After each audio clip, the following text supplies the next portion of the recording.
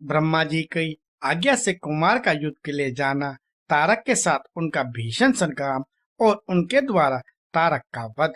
तत्पश्चात देवों द्वारा कुमार का अभिनंदन और स्तवन, कुमार का उन्हें वरदान देकर कैलाश पर जा शिव पार्वती के पास निवास करना। तब ब्रह्मा जी ने कहा, शंकर सुमन स्वामी कार्तिक, तुम तो देवादिदेव हो। पार्वती सुत विष्णु और तारकासुर का यह व्यर्थ युद्ध शोभा नहीं दे रहा है, क्योंकि विष्णु के हाथों इस तारक की मृत्यु नहीं होगी। यह मुझसे वरदान पाकर अत्यंत बलवान हो गया है। यह मैं बिल्कुल सत्य बात कह रहा हूँ। पार्वती नंदन, तुम्हारे अतिरिक्त इस पापी को मारने वाला दूसरा कोई नहीं है, इसलिए महाप्रभु तुम्हें मेरी कथना अनुसार ही करना चाहिए। परंतु तब तुम शीघ्र ही उस दैत्य का वध करने के लिए तैयार हो जाओ, क्योंकि पार्वती पुत्र तारक का संहार करने के निमित्त ही तुम शंकर से उत्पन्न हुए हो। ब्रह्मा जी कहते हैं, मुने, यूं मेरा कथन सुनकर शंकर नंदन कुमार कार्तिकेय ठठाकर हंस पड़े और प्रसन्नता पूर्वक बोले, तथास्तु, ऐसा ही होगा। तब महान ऐश्वर्यशाली शंकर सुमन कुमार तारकासुर के वध का निश्चय करके विमान से उतर पड़े और पैदल हो गए। जिस समय महाबली शिव पुत्र कुमार अपनी अत्यंत चमकीली शक्ति को, जो लपटों से दमकती हुई एक बड़ी उल्का सी जान पड़ती थी, हाथ में लेकर पैदल ही दौड़ रहे थे, उस समय उनकी अद्भुत शोभा हो रही थी। उनके मन में तनी भी व्याकुलता नहीं थी। वे परम प्रचंड और अग्नि में बलशाली थे। उन षणमुख को अपनी ओर आते देख तारक सुश्रेष्ठों से बोला, क्या शत्रु का संहार करने वाला कुमार यही है? मैं अकेला वीर इसके साथ युद्ध करूंगा और मैं ही समस्त वीरों, प्रमथ गुणों, लोकपालों तथा श्रीहरि जिनके नायक है, उन देवों को भी मार डालूंगा। तदंतर देवताओं को दुर्वचन कहकर वह असुर तारक भीषण युद्ध करने लगा। उस समय बड़ा विकट संग्राम हुआ। तब शत्रु वीरों का संहार करने वाले कुमार ने शिव जी के चरण कमलों का स्मरण करके तारक के वध का विचार किया।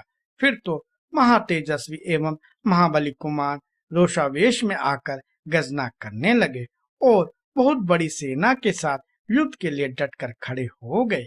उस समय समस्त देवताओं ने जय जयकार का शब्द किया और देवर्षियों ने इष्टवाणी द्वारा उनकी स्तुति की। तब तारक और कुमार का संग्राम प्रारंभ हुआ, जो अत्यंत दुस्सह, महान, भयंकर और संपूर्ण प्राणियों को भयभीत करने वाला था। कुमार और तारक दोनों ही शक्ति युद्ध में परम प्रवीण थे, अतः अत्यंत रोषोवेश में वे परस्पर एक दूसरे पर प्रहार करने लगे।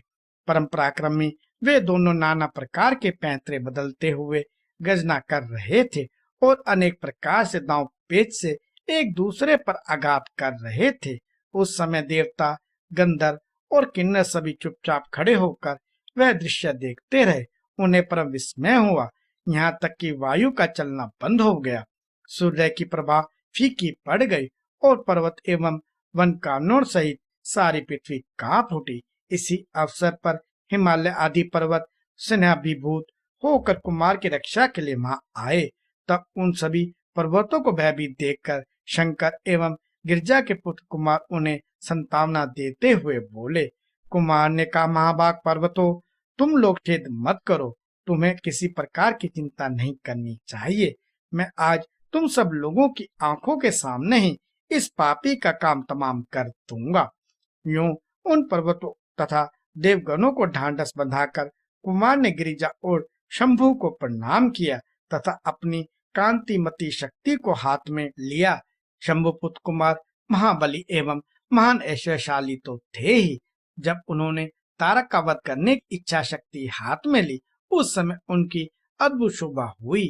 तदंतर शंकर जी के तेज से संपन्न कुमार ने उस शक्ति से तारकासुर, जो समस्त लोगों को कष्ट देने वाला था, प्रहार किया।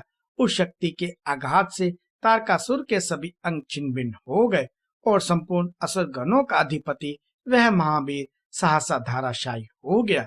मुने, सबके देखते देखते वहीं कुमार द्वारा मारे गए तारक के प्राण फिर उड़ गए।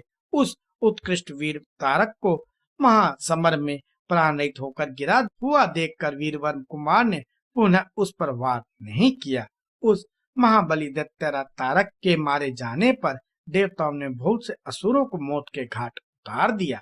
उस युद्ध में कुछ असुरों ने भयभीत होकर हाथ जोड़ लिए, कुछ के शरीर छिन्न भिन्न हो गए और हजारों दैत्य मृत्यु के अतिथि बन गए। कुछ शरणार्थी दैत्य अंजलि बांधकर पाई पाई रक्षा कीजिए यूं पुकारते हुए कुमार के शरणापन्न हो गए। कुछ मार डाले गए और कुछ मैदान छोड़कर भाग गए। सहस्त्रों दैत्य जीवन की आशा से भागकर पताल में घुस गए। उन सबकी आशाएं भंग हो गई और मुख पर दीनता छाई हुई थी। मुनीश्वर, इस प्रकार वह सारी दैत्य सेना विनष्ट हो गई। देवगणों के भय से कोई भी वहां ठहर ना सका। उस दुरात्मा तारक के मारे जाने पर सभी लोग निष्कंटक हो गए और इंद्र आदि सभी देवता आनंदमग्न हो गए। यूं कुमार को विजयी देखकर एक साथ ही संपूर्ण देवताओं तथा त्रिलोकी के समस्त प्राणियों को महान आनंद प्राप्त हुआ।